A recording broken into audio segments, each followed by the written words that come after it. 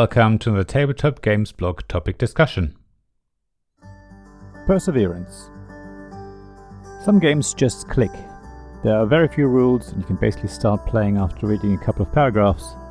Other games take longer to learn, with pages upon pages of rules, turns that consist of multiple phases, or maybe some sort of conflict resolution steps that take a while to grasp.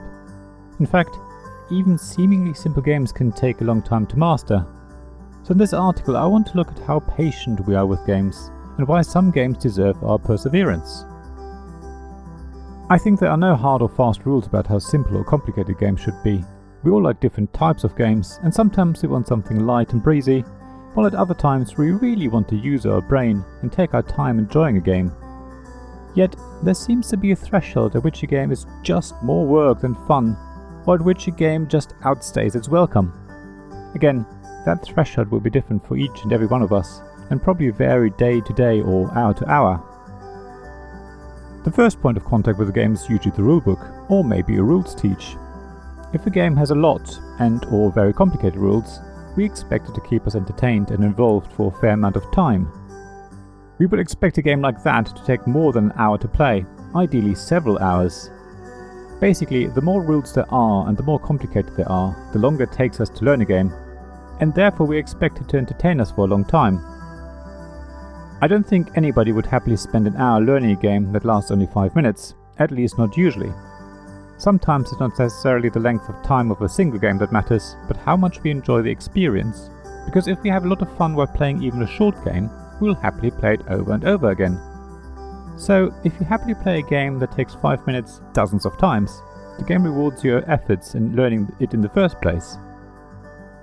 Yet, spending an hour learning rules for a game that says that it lasts only 5 minutes is still not usually something people want to do, and that's where I think maybe we should persevere, at least for some games.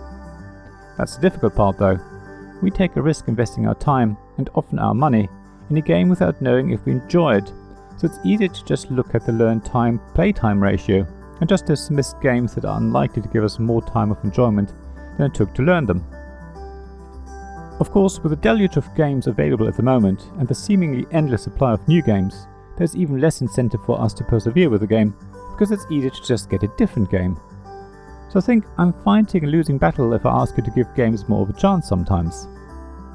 At the same time though, there have been games I'm glad that I persevered with. Oath, there's a link to my review in the description below, is the most recent example and the game that sparked the idea for this article.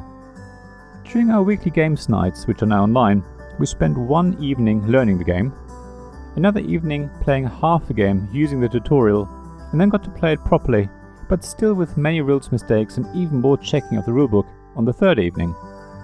So it took us 3 weeks to learn Oath and get to play it. That seems like an insane amount of time. Yet, I'm so very glad that we stuck with it and didn't give up. Of course, it helped that one of our games groups had pre-ordered the game, so there was a financial incentive to learn it, as well as the hope that we would play the physical copy once we can all meet again. Without that, maybe we would have given up and I would have missed out on this wonderful game. There's another angle to this. Some games are really quick to learn, set up and play, but then take ages to master. Again, it is possible that you play it a couple of times and give up because you just never win. You just don't see how to play it effectively, while your friends seem to have worked it out and beat you every time. So it's easier to just move on to another game, rather than spend time working out what you need to do to win. That game for me was Scythe. Again, there's a link in the description to my review. I just couldn't work out how to play it well. I hated it when I lost, yet the next day I was eager to play it again and couldn't wait for our games group to meet again the following week. Of course, I lost again the following week, and the week after that, but eventually I did some research and learned some strategies. Suddenly I started to win. It wasn't so much an investment in time for me, but a huge emotional investment. I had a real love-hate relationship with the game. Again, it helped that one person in our games group had bought the game, which isn't cheap, so I felt it was important to help my friend to get their money's worth out of it. So, I don't know if I've convinced you to give some games another try and maybe persevere for a bit longer, because you might miss out on something. If you think there are games you might want to give another go, then please let me know on the blog at tabletopgamesblog.com. I would also like to hear how you decide if a game is worth spending time on. It's always great to know how others approach our hobby. Thank you for listening to this Tabletop Games blog topic discussion podcast. Please check the description below for links mentioned in this episode, as well as to the written version of this article on the blog. If you enjoyed this episode, please subscribe, give us some stars or leave a review. Please also tell your friends about me, and if you want to offer financial support, check out my Patreon and Ko-fi pages, links to which you'll find in the blog at tabletopgamesblog.com. So thank you again for listening, and I hope to see you again soon.